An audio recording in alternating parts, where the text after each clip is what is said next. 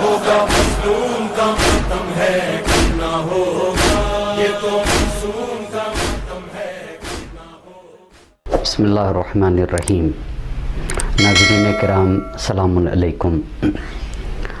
گفتگو کا عنوان ہے زندگی اور اس کے اثرات. سوال یہ ہے کہ میں کیسے پہچانوں کہ میں زندہ ہوں. علماء کرام نے یہ لکھا ہے کہ حیات اور زندگی ایک ایسی حقیقت ہے جس کی حقیقی تعریف نہیں کی جا سکتی ہے. اگر زندگی اور حیات کو پہچاننا ہے تو اس کے اثرات سے پہچاننا ہوگا. اگر قرآن اور روایات کو دیکھا جائے تو اس سے پتہ چلتا ہے کہ زندگی کے اثرات میں سے ایک اثر یہ ہے کہ انسان اگر یہ جاننا چاہتا ہے کہ وہ کتنا زندہ اور اس کے اندر کتنی زندگی اور حیات پائی جاتی ہے تو پہلی چیز یہ دیکھنا ہوگا کہ وہ کتنا اللہ اور رسول کا مطیع اور فرما بردار ہے.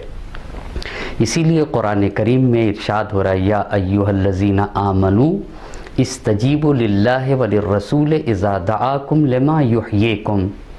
اے صاحبان ایمان اللہ اور رسول کی بات پر لبیک کہو اس لیے کہ اللہ اور رسول تم کو ان باتوں کی طرف بلاتے جس میں تمہاری حقیقی حیات ہے.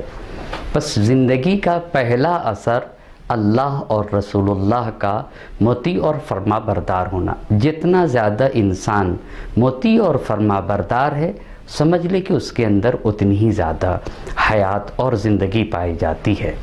اور جتنا زیادہ انسان اللہ اور رسول کا نافرمان ہوگا اتنا ہی زیادہ وہ انسان مردہ کہا جائے گا.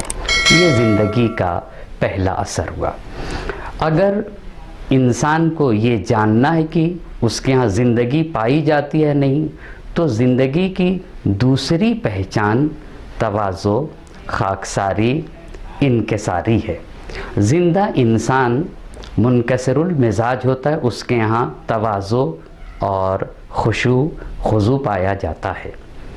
اسی لیے قرآن نے کہا عباد الرحمن الذین یمشون علی الارض ہونا.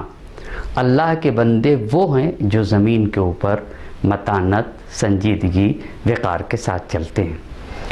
اور نبی گرامی حضرت محمد مصطفیٰ صلی اللہ علیہ وآلہ وسلم نے ارشاد فرمایا لا تجالس الموتى. اپنے اصحاب سے کہا کہ میرے صحابیوں مرے لوگوں کے ساتھ نہ بیٹھا کرو.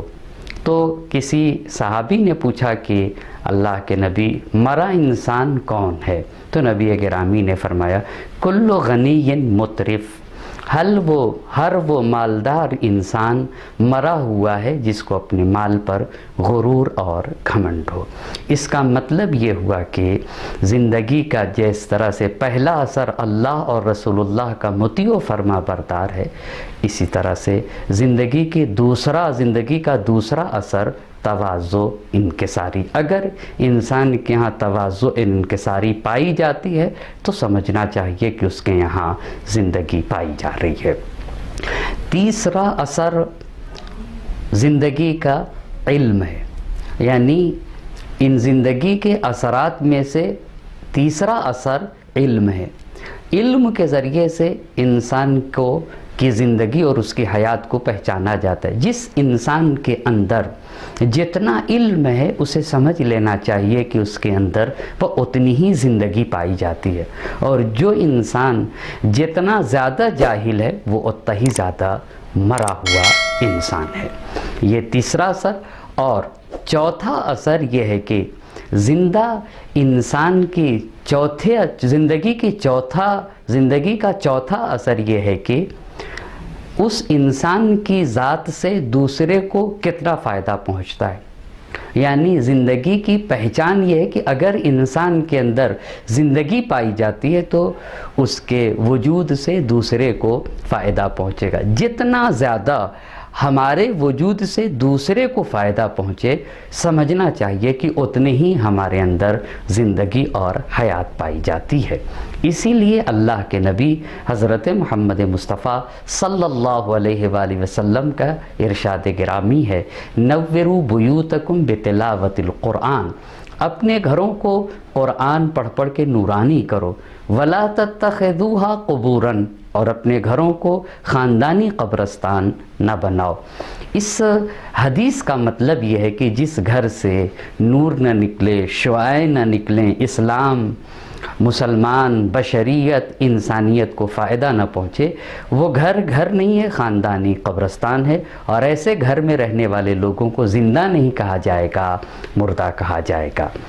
نتیجہ یہ ہوا کہ اگر ہمیں یہ دیکھنا ہے کہ ہمارے اندر زندگی پائی جاتی ہے یا نہیں، تو ان باتوں کو دیکھنا گا، ایک، ہم کتنے زیادہ اللہ اور رسول کے مطیع و فرما بردار ہیں، دو، ہم میں کتنا خاکساری، تواضع اور انکساری پائی جاتی ہے، تین، ہمارے اندر کتنا علم پایا جاتا ہے، چوتھی بات یہ کہ ہماری ذات اور ہمارے وجود سے سماج، معاشرے، بشریت کو کتنا فائدہ پہنچتا ہے۔ اگر یہ چیز ہے تو سمجھنا چاہیے کہ ہمارے اندر زندگی پائی جاتی ہے۔